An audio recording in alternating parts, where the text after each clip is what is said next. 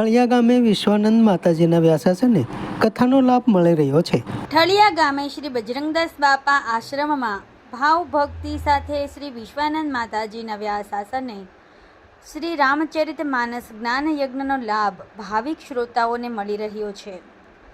તળાજા પાસે આવેલા ઠળિયા ગામે સદગુરુ સેવા મંડળ તથા બાપા સીતારામ મહિલા મંડળ દ્વારા શ્રી ગુરુ આશ્રમ બગદાણાના શ્રી મંજી બાપાને પુણ્ય સ્મરણ સાથે સોમવારથી પ્રારંભ થયેલ શ્રી રામચરિત માનસ જ્ઞાન યજ્ઞનો લાભ સૌ લઈ રહ્યા છે। શ્રી શિવકુંજ આશ્રમ જાળિયાના શ્રી વિશ્વાનંદ માતાજીના વ્યાસાસને શ્રી બજરંગદાસ બાપા આશ્રમમાં ભક્તિભાવ સાથે નાની બોરુ શ્રી મહાકાળી માતાજી મઢના શ્રી હબીબ માડીની મુખ્ય યજમાન પદે ઠળિયા ગામ સમસ્તના સહયોગ સાથે આ કથા માટે ભાવ ઉત્સાહ સાથે આયોજન થઈ રહ્યું છે।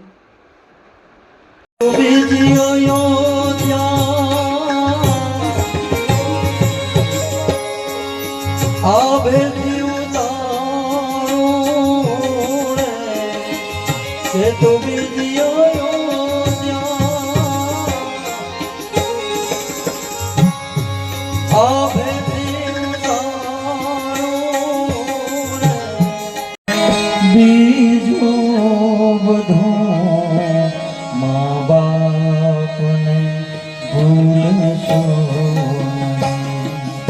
અગણિત છે ઉપકાર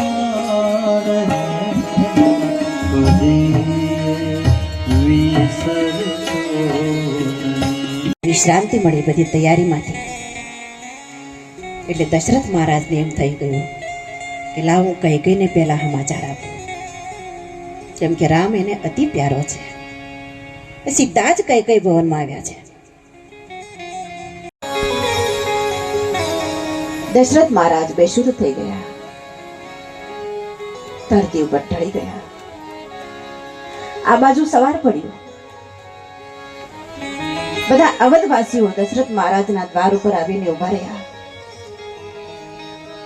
અરે સવાર પડ્યું છતાં મહારાજ જાગ્યા નહીં, શું કારણ? આજે તો રામજીનો રાજ્યાભિષેક છે, આખી અવધમાં તો આનંદ હિલોળે ચડી છે। અવધ એને તો કાંઈ ખબર નથી। અવધવાસીઓએ સુમંતને કહ્યું કે આપ મહારાજને જગાડો, કદાચ થાકના કારણે ઊંઘી ગયા હોય।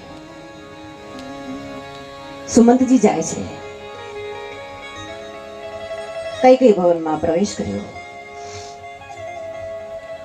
જે દ્રશ્ય જોયું તે સુમંતજી એના જીવનમાં ક્યારેય આવું દ્રશ્ય અવધમાં જોયું નહોતું। વંદન કરે છે કે અવધ નરેશની જય હો। મહારાજ, સુમંત આપને વંદન કરે છે। થોડી આંખો ખોલી કે છે કે સુમંત, આજે અવધનું ભાગ્ય ફૂટી ગયું।